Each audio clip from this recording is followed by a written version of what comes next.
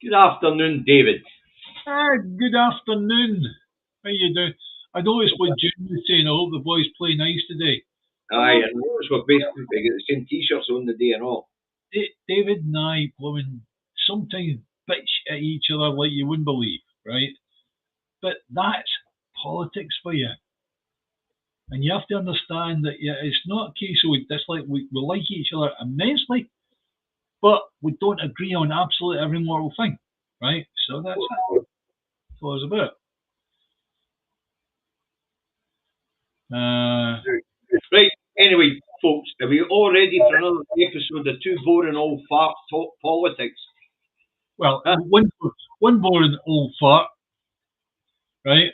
And one sort of like pensioner that's got a young outlook. What can I say? Well, you're a pensioner by young outlook. I heard it. Two Boring Old Farts Talk Politics. Anyway, Facebook's on, but we'll just wait till they come in. Let's see who's in. Margaret Mackay, Robert Bruce, Wake Up and Smell the Rosemaries. Reagan Wheat, hi Reagan. Who else we got? Stephen Nicol, Stephen McNeil, Geordie 371, or is that 971? Jim Stephen, Margaret Brand.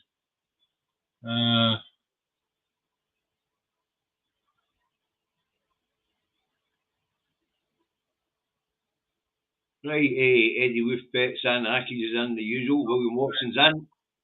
And the first of the Facebookers are in, and that is Tina up in Dundee. Hi, Tina. Francis McKenna, Stuart Crockett, Stephen, one of the other guys. Andy Bryan, Andy Scott Bryan. Right, David, numbers are climbing nicely. We'll get a wee second there, and then we'll go on. Oh, John Baxter. Oh, Stephen Bankier, Urwally's Bucket. Mark nice. Delpha. Alistair's keeping his end up. Whatever his end is. Hi, Margaret. Hi, Jill. Hi, Ian. Right, David, there's been a lot of interesting things, but at this point in time, Gene Freeman's in the spotlight as we run up to the 5th anniversary of COVID. As we know, 16th of March, they announced the lockdown was going to happen on the 20th. 20th of March 2020, we get into lockdown. Yep. And so they dragged Gene out for a sort of retrospective discussion on the issue. All right.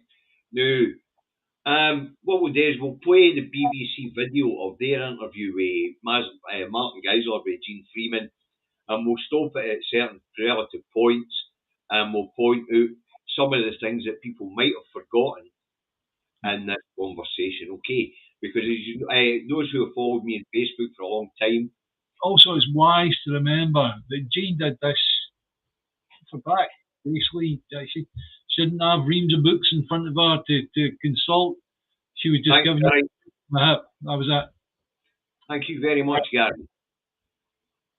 Now, folks, as you know, 2020, I've got every day, Monday to Friday, recorded for every day of that year. As you know, in the truck, I would read out the COVID figures and give the government advice, and then Nicola would come on midday and change the fucking advice. Like the following day, we'd update the advice and things like that. But as you know, I did that for every single day of the week. Yeah. The cab of the truck in 2020. So I've got a great recollection of events of that particular year. I also have it all written down, folks. I might actually next month pull the 2020 iPads out and we'll maybe get through a couple of the dates and see what was going on those particular dates. Yeah. Because it touched us all. COVID touched us all. But let's put Gene up and watch this interview. Where are we?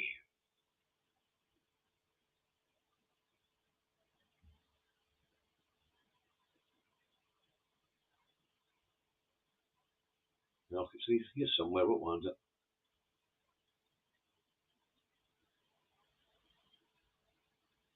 No, seeming I've lost that bit. I need to go and pull it up, David.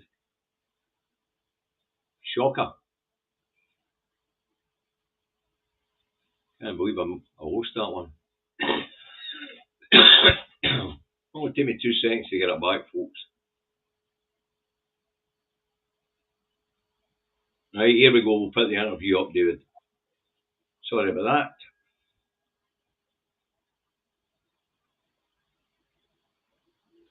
that. We all have a tendency to do this in our everyday lives, and that is to think that every decision is binary.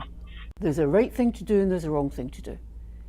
It was never, ever like that. There was never a binary decision in any of this. There was a harmful thing to do, a more harmful thing to do. It was a risky thing.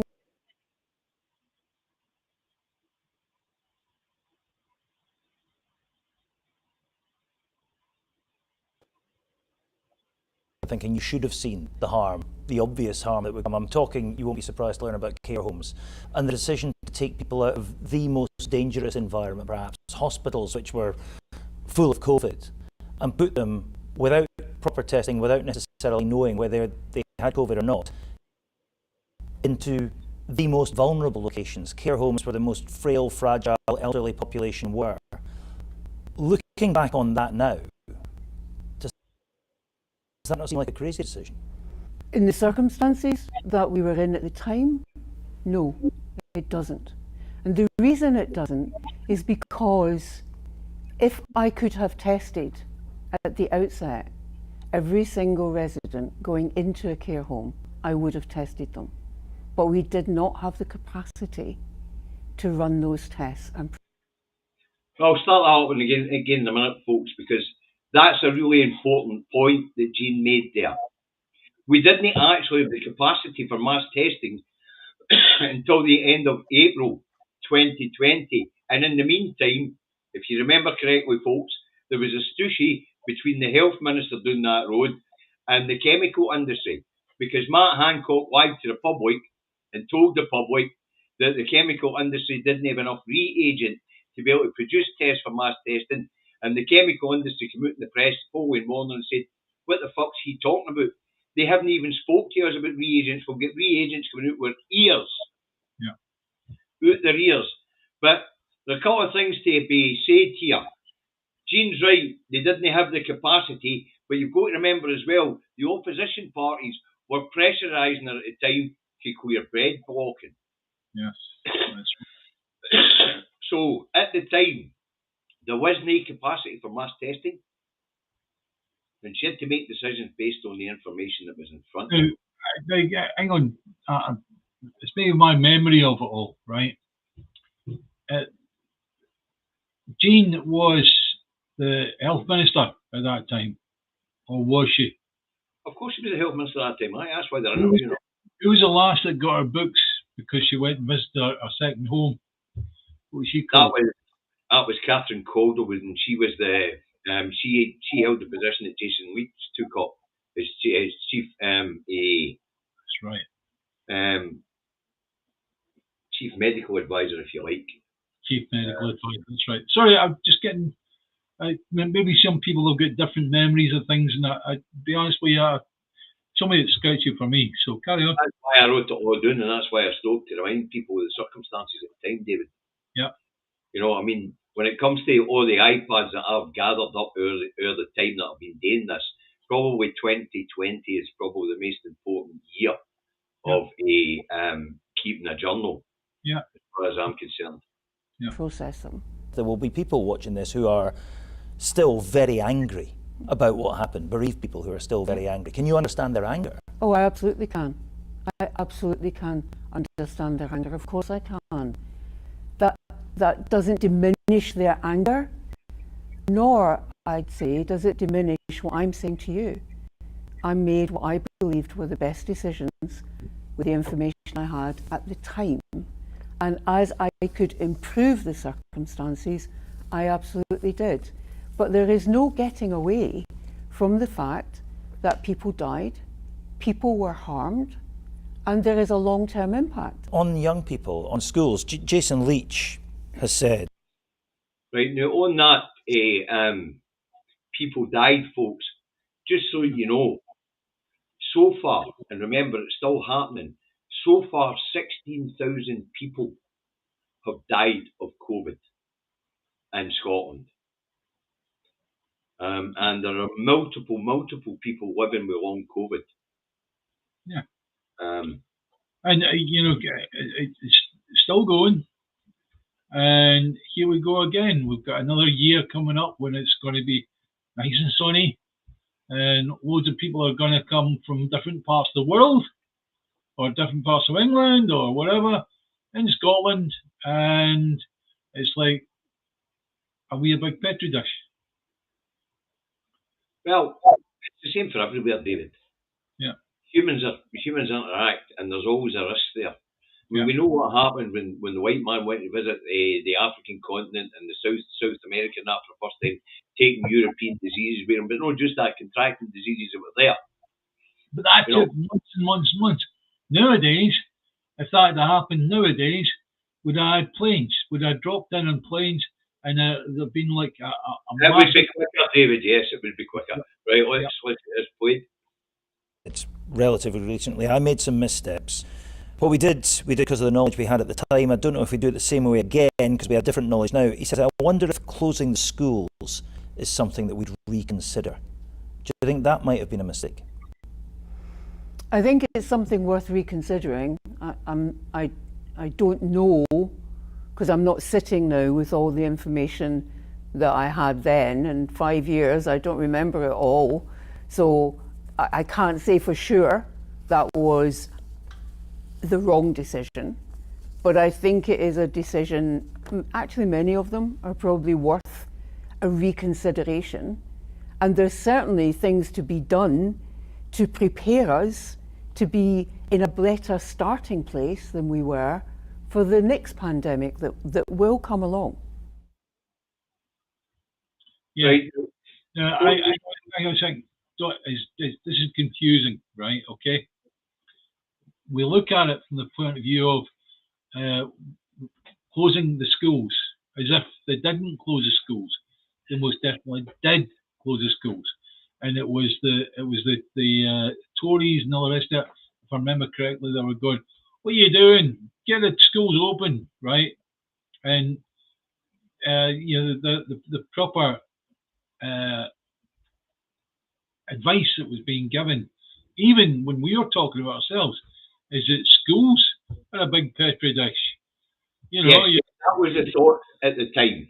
Yeah. The thought at the time was you'd have all these kids from different households going into school, passing it around, and because the young weren't badly affected, they wouldn't really feel it, but they would be taking it back to households with grandma and grandpa and ma and pa and disabled relatives, all sorts. So the logic behind closing the schools was to keep people safe based on the information they had at the time. Now, what's very interesting about what Jean had to say is it was a situation of one harm or another harm, a worse harm. It was at the time, it was a case of the best of the two evils. We know that some children have suffered mental illness due to being locked away effectively, right? But you look at that and you go, was that a worthwhile thing to pay, a worthwhile sum to pay to keep the majority of people alive? I would say yes. I think the problem with looking at this retrospectively just now, the way that the press are especially, is that they're looking for somebody to blame. Yeah, I appreciate that. That's natural. That's natural. If somebody's lost somebody that's precious to them, right? They were looking for somebody to blame. Of course they were. No, I was looking for anybody to blame. David, you were, I would say you were an oddball as far as that's concerned, right? Your dad was an amazing man and all the rest of it, right? Appreciate that. But I can see whereby people would go, look at that. They killed my auntie or whatever through this thing of doing whatever they were doing, right? Certainly the thing of moving people from hospitals into care homes. Now we know They couldn't have tested them. It's impossible to test them because no tests existed, right? Well, there was tests, but there wasn't mass testing because Boris Johnson's policy at the time was herd immunity, and he wanted to just let it run through. So they didn't bother. They didn't want to go to the cost of mass testing, and that's where the fight between the chemical industry and Matt Hancock came up. Because Matt Hancock made a statement saying there was no fucking reagents, and the chemical industry, who were desperate to make tests because they could make money, went, "What the fuck are you talking about? We've got plenty of reagents." As for the schools, the thinking behind that was there was huge petri glasses where all these people would flock. The young people weren't badly affected by it, and they would take it home and kill off grandma and disabled relatives and things like that. You know, but anyway, towards the end there, Gene reminds us that pandemics come and pandemics go. In fact, we get an annual one with the flu. That's right. But today, Neil, the health minister, Neil Gray, was interviewed on lunchtime news on the radio, and he was asked about preparedness for another pandemic because he's a health minister now, of course. And he says we're as prepared as we can be, but we don't know what form the next pandemic will take, so we can't be 100% ready. We can have contingency plans, but unless somebody's got a crystal ball and can tell us what type of virus the next pandemic will be, and whether it'll be a respiratory problem like flu, like COVID, like all COVIDs, or whether it'll be some other sort of virus like the measles, or an evolution of a rubella. You know. So we don't know, but Neil tells us we're as ready as we can be, because we don't know what's coming. But as I say, it was interesting the take on it, David, 5 years on. At the time, folks, it was an unknown. We knew how it spread. We knew how it was transmitted. And the best way to stop it from reaching other people was to isolate. Yep. So that was the point behind the lockdown. And the next thing was the vaccine, where my own wife is a nurse. She was one of the ones who stepped forward and said, "Right, okay, I'll help you do the testing." And she was actually used as a guinea pig for the AstraZeneca one, right? Which now we find out has been removed from the marketplace. AstraZeneca has been built line because it was discovered that it was causing blood clots and leading to brain hemorrhaging. In the under 50s, and in the over 50s, it was causing heart attacks in people who shouldn't be having heart attacks. Yeah, you know, I've had a leg taken off. The chances are I got a blood clot from that, and that entered my brain, caused a stroke, right? But there's always that doubt in your mind. You think, I've been injected by AstraZeneca all the way through, and is it possible? Is it slightly possible? Well, what they're saying, it's slightly possible, but what they're saying it was the reason it was was because it was causing the blood clots in the under 50s, the young. And the young were the ones that needed really to be protected. I'm young. Fuck off and behave yourself, you old man. Right, let's move on. Miss, you're behaving again. Anyway, apparently we're as ready as we can be for whatever's coming around the corner. And lessons have been learned. I don't know how, because we don't know what's coming up next. What lessons can be taken from it, except for having your supply chain set up and things like that? Well, I remember at the time being in shops, wearing my mask, making sure I'm 6 foot distant from people, right? And you know, there was certain people that were like bloody idiots. We're just being stupid, you know. Well, we need to move because we're 20 minutes in on the first subject. I appreciate that, David. Right, shameful story. This time, if possible, can we have less idiots, please? That would be my wish. But for the next pandemic? Yeah. Right. keep the rules. I know the rules may have caused lives of people. I know we're talking about Boris and all that, but we don't have time, Dave. We really don't. All right, okay. Right. The shameful choreography as the Sturgeon Beatty announcement was timed precisely for when Peter was going to court. Yeah. The ongoing secrecy about this case is the interesting part, David. Apparently it's still a live investigation, but there's only Peter in the dock, and whether he'll be found guilty of anything or no, we're not quite sure. But we had John Swinney come out and say that if Peter is convicted, then it will be the party will have been victim of embezzlement. Now, the one bit the press is not telling anybody, of course, is there's never been any money missing. That's right. They are not playing when it comes to telling people that there has been no money missing. Please play the Every time I speak to you, I get asked about fucking £250,000 missing, £600,000 missing. They never get the number right. But it's always, oh, can't trust the SNP. They stole the money for the party. Put the John Swinney track on if you wouldn't mind, David. I will do. John was hedging his bets, of course. But it didn't stop people getting outraged. I'm outraged for that, with what you said. Anyway, let's hear what the man's going to say.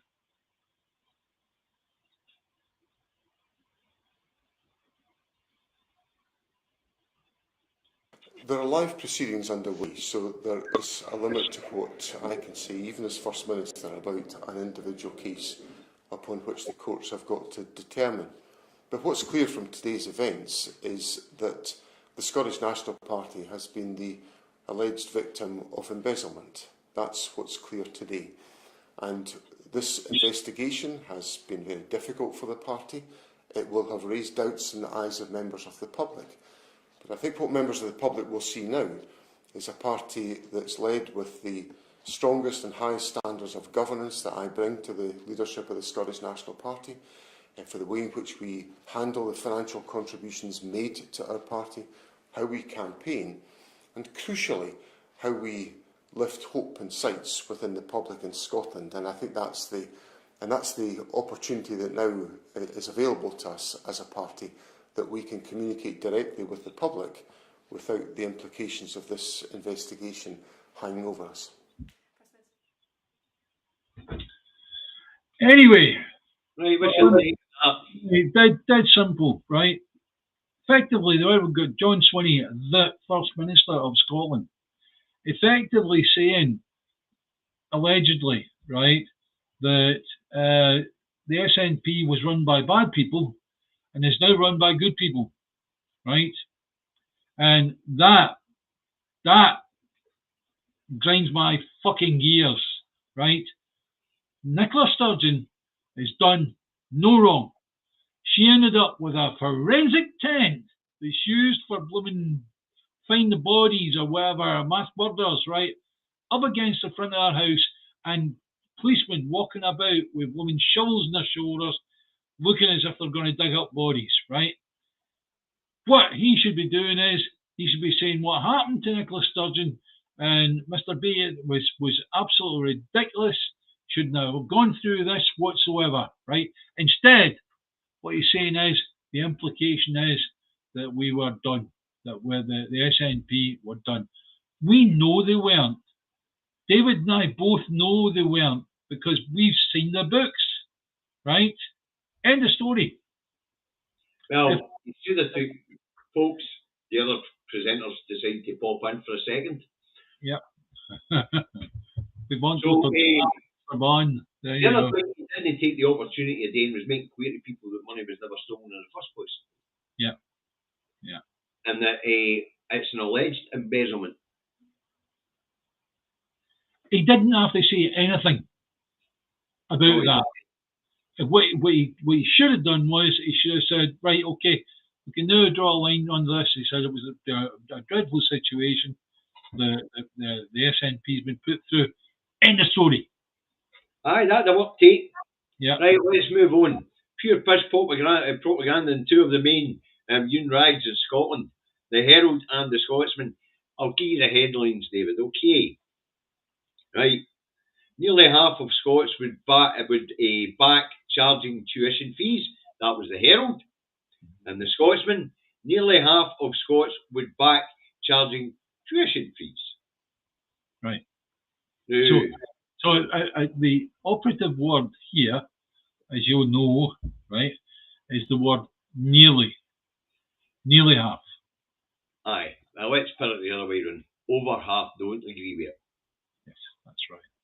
Now, but as it turns out, David, it was supposedly a report saying that 43 to 48% of Scots back means testing tuition fees.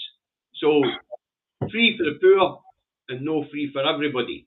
It's the way it was put across, and it'll have been a poll done in the telephone. Yeah? Am I right there? It's very interesting, but right, this has been reported in the BBC, the Herald, the Scotsman. They're all saying a report says. And Davy says, well, I better go and read that report because that's what Davy does. Aye. So Davy went looking for that report. Well, I'll show you what I got. Come on, put it up, dude.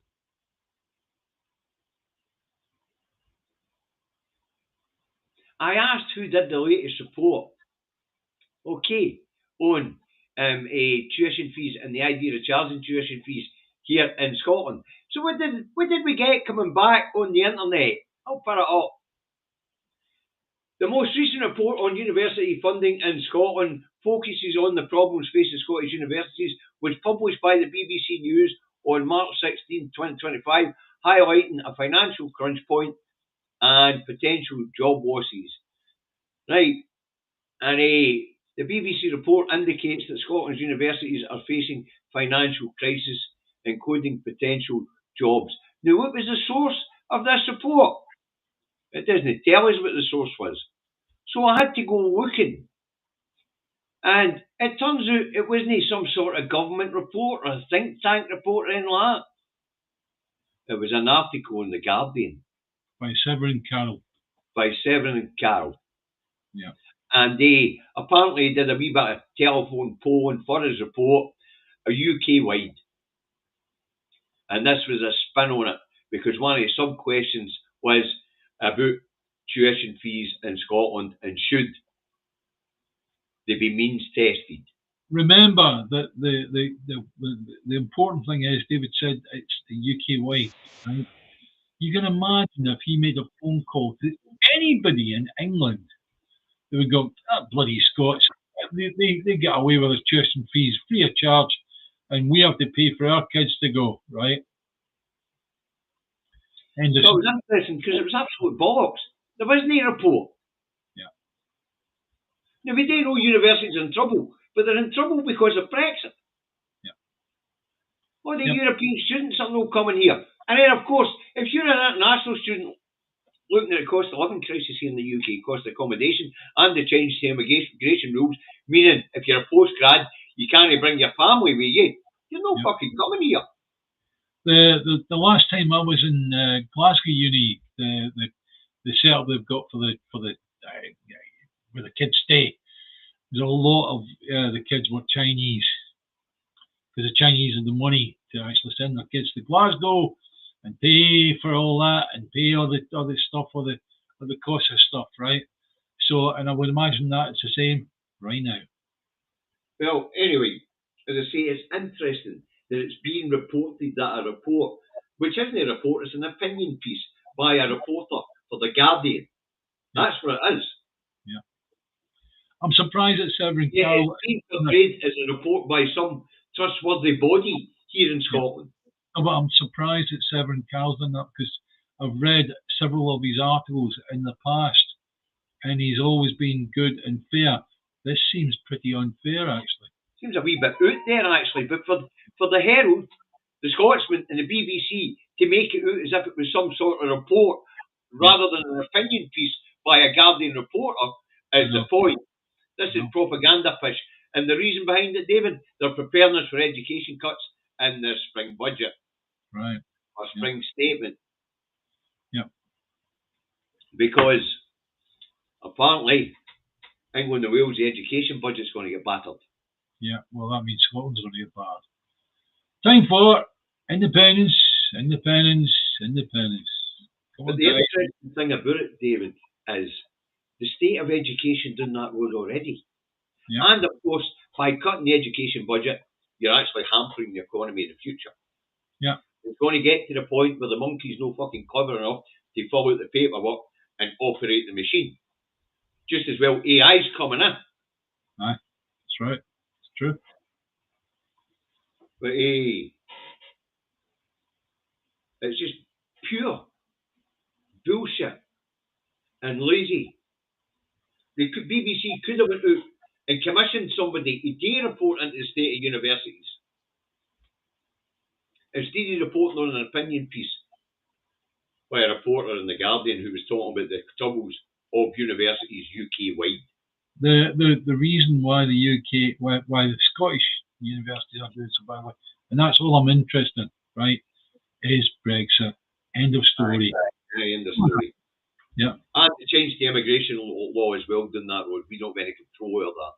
Yeah. So, on a postgrad, if you don't have X amount of money, you can't bring your fucking family. Yeah. No, you good. Right, let's move on. Brian Leishman sticks boot into Anna Sarwar, and he calls out claims that what's going on from Labour in Westminster is not austerity. And there's a turmoil in the Labour Party here in Scotland. There's a stooshy going on between Michael Shanks and Anna Sarwar because the Labour Party doing that would have made Anna look like a fucking idiot. These toilets are still crap. Anyway, never mind. Right. So, and of course, there is a battle going on within the Labour MPs group, Scottish Labour MPs group, Westminster as well, with Leishman and 4 or 5 other left wingers within the Labour Party going after fucking Dinger. Yeah. Leishman, of course, folks, is the MP for, I think it's Falkirk East and Grangemouth. No, it's Grangemouth and Arlo, isn't it?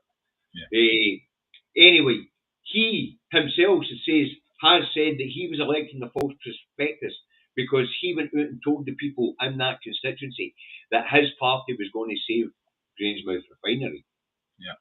This is one angry guy, Brian Leishman, and he's no shutting up.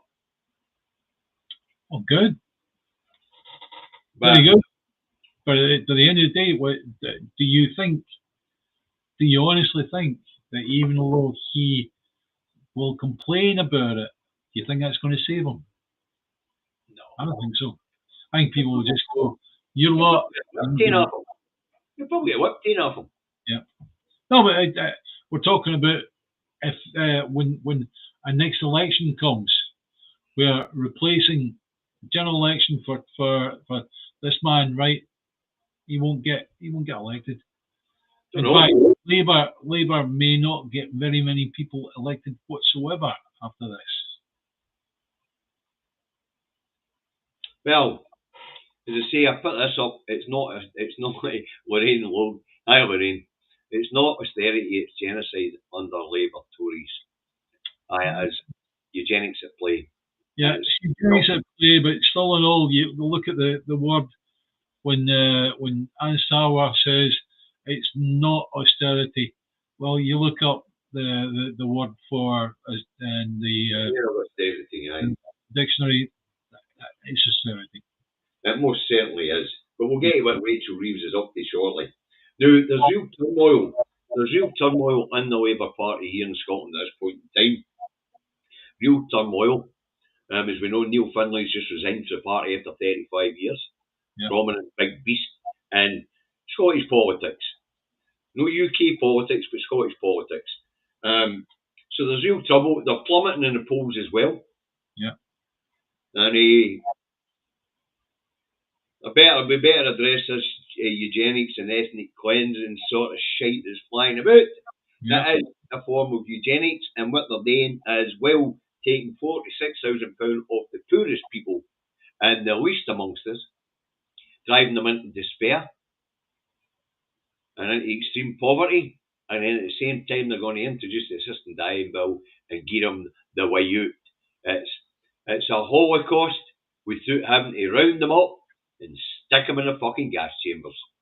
Yeah. That's what it is, David. Yeah. But the turmoil in the Labour Party right now is a joy to behold. anybody that's possibly would be in that position, don't give them the fucking joy. Now remember, folks, when you run across your Labour voting neighbour, don't take joy in telling them you told them so. Don't be. Just remind them to vote SNP next time. Yeah. Be nice about it, guys. Right, we'll end the Scottish bit with a wee bit of fun, shall we? Yeah.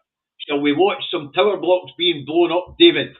Go on then. In actual fact, I've seen it several times. I'll look at it. I like it. I've watched it. Reminds very, very much of 9/11.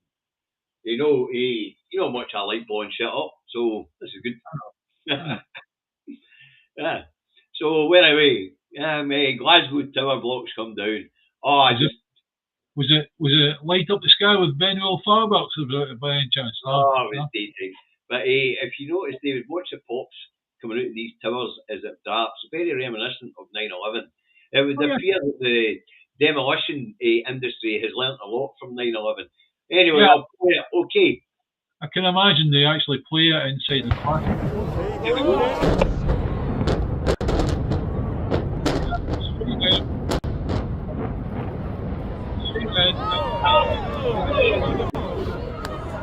Gravitational pull around the baby up is 9.8.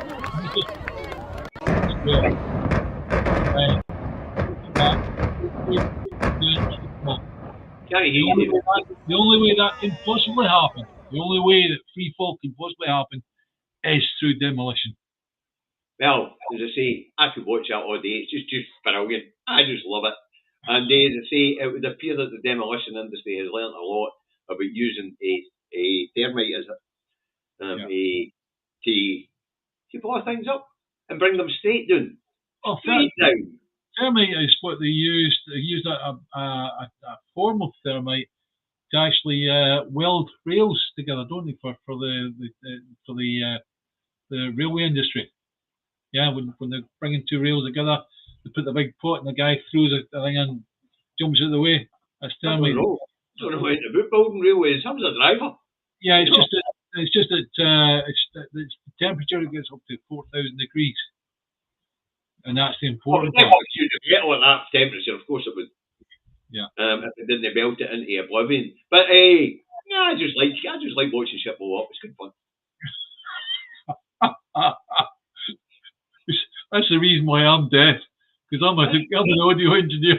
It's nothing to do with just understand the artistry of how they brought that down. Absolutely beautiful. And previously we would wrap the buildings and have an implosion. We'd create a vacuum inside and have it fall in itself. But it would appear the way they do it now is they blow out the girders and let it come straight fucking down. They cut straight through the rebar and everything else and let it come straight down.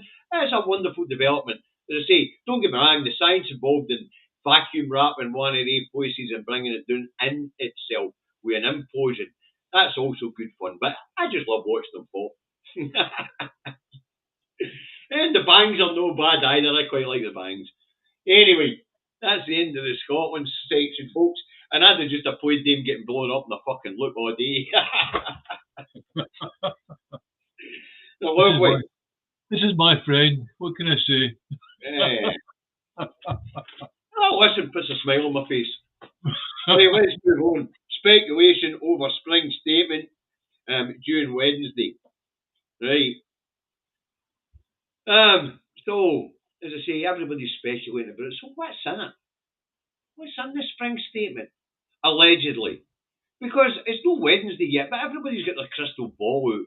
Yeah, is it possible? Is it possible that they're feeding us all the worst things in the world, and maybe it's not going to be quite as bad as that, but it's still going to be pretty bad. Yeah. It'll be bad, but not quite as bad. I get it. Anyway, what's going to be in it?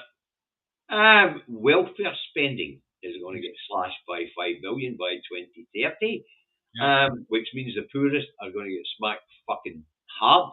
And as we know, the target is the disabled, the less able, whatever way you want to frame it. The civil service are all also in the crosshairs, where the Chancellor has pledged to reduce government running costs by 15% by the end of the decade. And of course, 10,000 civil servants to lose their job by the end of this Parliament, which is just at the end of the decade. But I think they'd have lost their job anyway, because a lot of them are going to be replaced by AI. Yeah. AI is advanced enough now to replace a person in a call center. It's the AI thing. Everybody looks at it, it's way out there. It's years away, right? It's not, guys. It's like if you imagine that the people that make money, make real money, big companies and all the rest of it, right? They are out there, big style, to get AI employed in their business as quick as possible, so they're not having to continue employing people. Because a robot that's armed with artificial intelligence, it doesn't take a break, doesn't take a holiday, doesn't go sick, doesn't eat. You know, that's it. End of story. All these jobs would have went, David, anyway, because AI is now advanced enough where you don't need call centre operators anymore. So the chicken farms are over. Right. So aid and defence is also going to be part of it. Now, basically, they're going to set out where they're going to cut the aid budget to advance spending. Now, the idea is to get up to 2.5% of GDP, but as GDP is shrinking fucking fast, the military will not be getting any more money, David. They won't. That's right, because it's worked out on GDP, and you actually look at the GDP's worked out compared to what it was. Common sense. Well, anyway, so the other thing that's not going to happen apparently is there ain't going to be any tax rises. But actually, what they are looking at raising the tax on is social media giants and tech companies who at this point in time only pay 2% tax, but they're talking about increasing it. You go down a bit. Stephen Nichols, he's bang on the money with his comment there. Please put it up. Well, what is the comment? I'll read it to you. The oldest trick in the book: let you think you're going to lose it all, then jump for joy, and you'll lose half of it. Well, there you go. That saves me going looking for it, because remember, I've got more comments here than you have, David. I've got the Facebook comments at the same time. I've got Facebook comments as well. That's all I'm looking at. I'm looking at both. Well, as I say, it's running up the page fast. I can't see it. But so there won't be any increase to defence spending, folks, because the economy is in contraction, and that means GDP is falling. Yeah. So, but international aid and the loss of soft power is already killing people. Yeah. We've seen it with Trump, and now we see it with the Red Tories doing that road. They honestly don't give a fuck except for a war machine. Yeah. They're looking to reduce the world population as quick as possible. They are, without doubt, now in my head, if I would look at what short selling is, I'm not going to go into an explanation of it now, but you short sell companies, shares, and all the rest of it, right? Then start thinking a wee bit bigger. How do you short sell a country like the USA or like the UK? That's short selling as well. And it's like, I'll tell you what, see, these guys are not our friends. They're in charge, but they're not our friends.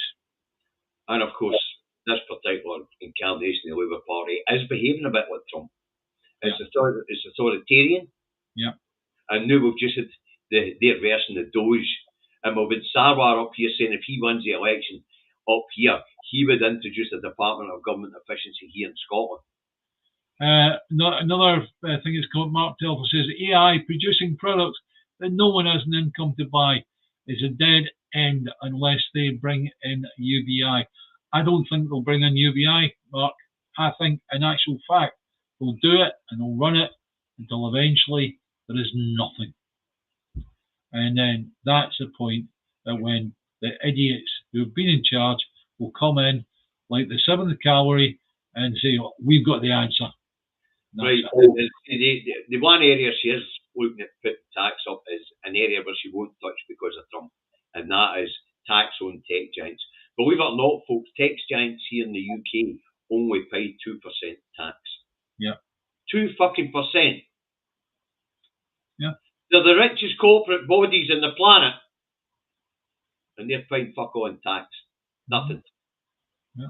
Actually, it only brings into the exchequer. Think about all the big tech giants: Facebook, X, WhatsApp, TikTok, and then of course there's the technical apps and the ones that run business services, the ones that run banking services, all these things, all these tech giants, and they're only paying 2% tax, and it only brings in less than $1.8 billion a year into the UK Treasury. That's a fucking shocker. Yeah. And we talk about tech giants, folks. Amazon actually drops into that category. Temu drops into that category. eBay drops into that category. They're all paying fuck all. Absolutely shocking. But she won't touch it because Trump's threatened tariffs if she does. Okay. Let's move on, David. UK and America at loggerheads over future of Ukraine. Steve Witkoff says no to international peacekeeping forces. He also tells us and America, live on TV, that he believes Putin's a good guy, an honest guy, and he should be allowed to take whatever territories he wants to make up the old Russian Empire. And Steve Witkoff doesn't believe that Putin is a threat to Europe. And he doesn't reckon that Ukraine is a proper country.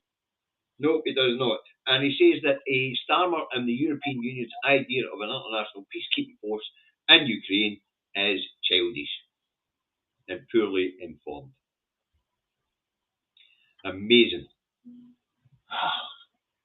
So I think we should. I think everybody, obviously we're speaking mostly to Scots here, right? But I think that everybody in the UK should start looking at the USA and saying that they're not our friends.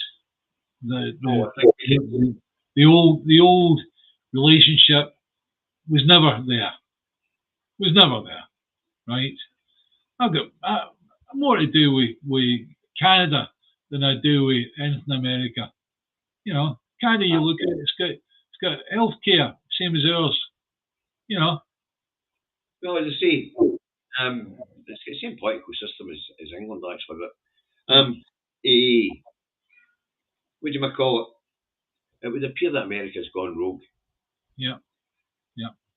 And it looks like Putin and Trump are going to carve up Ukraine. Yeah. One for natural resources and the other one for a landmass. And of course, with that statement, let them take back the old Russian Empire. That means other Baltic states are in danger. Yeah. That's right. So, and I know that some Americans are not very bright. Does this fucking Witkoff actually know that these are part of Europe? These places that he said Russia should be allowed to take. The problem with America is an awful lot of the people don't have much knowledge of what is outside America. Aye, that's true. They're not educated in the way. I'm not saying they're not educated, but they're just it's something that isn't important to them. So they take it at face value and they go, right, fine. And they talk about this place called Poland. Well, you look at the size of Poland; it's a good-sized country, right? Ukraine, good-sized country. They think they're tiny wee countries, Aye.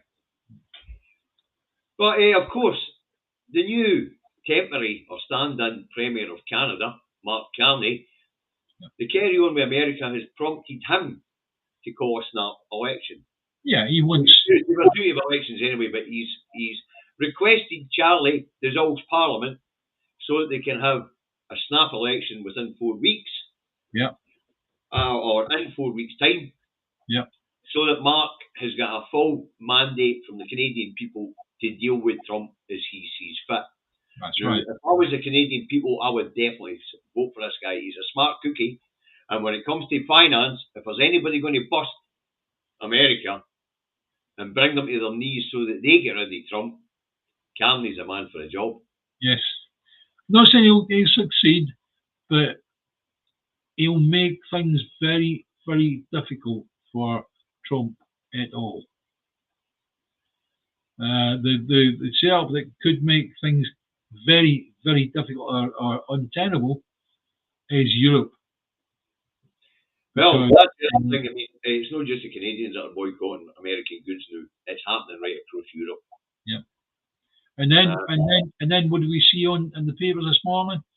We see Vance and his wife and his 3 sprogs going to Greenland. And getting to Greenland. That's cheeky beyond anything I've ever seen. Oh, don't forget there's also a Trump advisor going with him. Yeah. In other words, somebody for Doge, so that Elon Musk can keep an eye on what's going on. After all, he's the actual president. Yeah. But as I say, Carney, he's taking the Canadians to the polls. This stuff is, I'd like to say it's getting interesting, but it's getting a bit scary. Well, what I'd like to see is, I'd like to see, before there's any more people or VIPs land in Greenland, is what they block them and say, look, sorry, but we're not accepting. Yes, that's what I think the Greenland semi-autonomous government should do. Should just tell Vance and his wife, you're not welcome. Yeah. And we can't guarantee your safety. Yeah. And that should be enough to put an end to it. Yeah. Right, once again, let's move on. Israel has now killed over 50,000 Palestinians in Gaza. And in retaliation for resuming hostilities, the Houthis have decided to shut down Israeli airspace. Yeah. Isn't that really nice of them? Just to finish off that initial statement that you gave there, 50,000 people killed, but also there's 117,000 seriously injured. Yes. So you actually start taking these figures together. It's beyond awful, it really is. Anyway, but the Houthis, I tell you what, seriously, I'm gonna get pictures of the Houthis, the Houthi general, and put them at their wee shrine. Well, because I think the guys are absolutely brilliant. They are what they've done. They have cut out any shipping traffic up the Red Sea, the Suez Canal, to feed Israel with weapons. And how they done that? Fired a few missiles, right? They don't have to hit. They just have to threaten to hit, right? And all these ships. We better not. And we've been on the phone to the insurance company, and they've said, no, you're not going up there, right? And the American and the British battleships are going, come on, guys, up you come, it's quite safe. No. It's that safe that the USS fucking Franklin D. Roosevelt or whatever it is, has had to flee into Italian waters to stay safe. And they've done this, they've fired a missile at, I believe it was the airport, was it? Tel Aviv, the international airport. Tel Aviv. Right, so Tel Aviv, you'll know that Tel Aviv is the city that's right north of Gaza. It sits to the north of Gaza. And by doing that, you effectively start to create the same situation as you have with the ships going up the Red Sea into the Suez Canal. That was a clever thing they did, David. Yeah. They launched another attack on the airport. They'd already struck this airport. They're keeping. They're sending Israeli citizens scattered through the night every night for air raid shelters. But the other thing they did was right after that attack, they phoned up the international air companies and said, by the way, fly into Israeli airspace, we're not guaranteeing your safety. Yeah.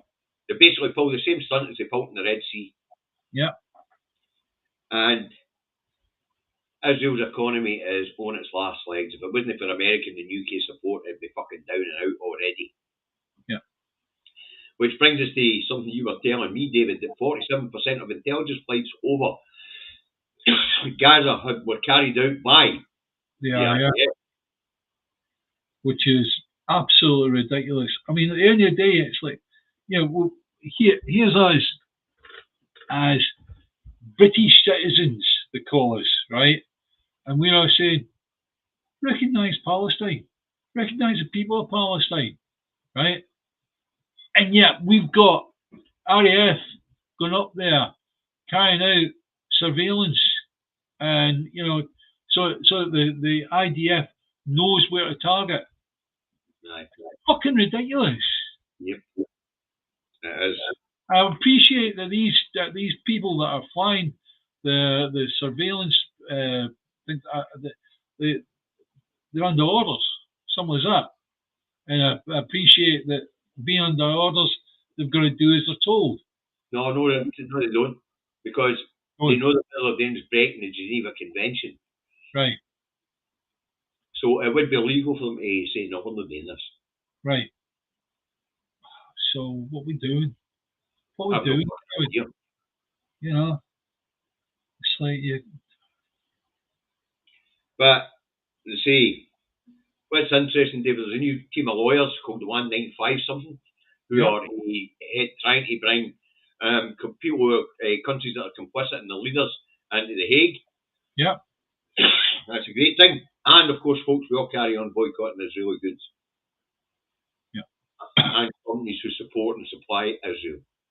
It's important that we boycott. Same as the Americans, boycott and divest. Israel, boycott and divest. We've got a similar situation where the UK government won't sanction these regimes. So we're going to have to do it as a people. Right. Okay. Right. So enough said on that. It's something that we've got to be watching for. We've got to be watching for the interim decision that's made by the ICJ and all the rest of it. Right. But there's something else I'm going to do that happened over the weekend, or just the beginning of the weekend, which was Heathrow. Right. You've got 3 minutes. Yeah, I know. All right. Heathrow Airport Holdings Limited is in turn owned by FTP Topco Limited, a consortium owned and led by Adrian, that's 22.6%, Qatar Investment Authority, 20%, Public Investment Fund, 15%, GIC, 11.2%, Australian Retirement Trust, 18%, China Investment Corporation, 10%, so on, South African companies, French companies, fine, okay. The reason I'm saying that is because when Heathrow went down due to lack of power, I thought that's not possible because they are covered belt, braces, and safety pins in terms of having mains come in for different directions, backup generators, backup battery systems, all the rest of it, right? And I thought, follow the money. They're £15 billion in the red right now. And that means that they built that up over the last 10 years. And effectively, what you're looking at is you're doing the same as the water companies. The water companies, they've taken the shares, they've ripped the money out of it. And you think about Heathrow, it should be making loads of money. It is making loads of money, but the money's getting torn out of it by the shareholders. It's a shareholder dividends, which is actually ripping the place to bits and bankrupting it. Oh, it's legal.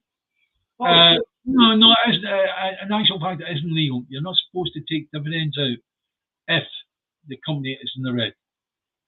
Well, they're doing it anyway. Same as the water companies did it. Yeah.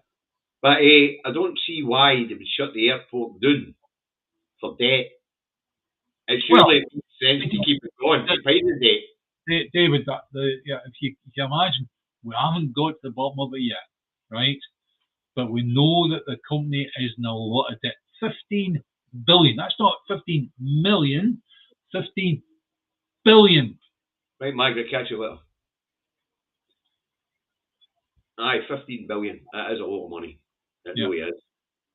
But as I say, we'll find out what was at the base at some point in the near future. The chap who makes £3.2 million a year, right?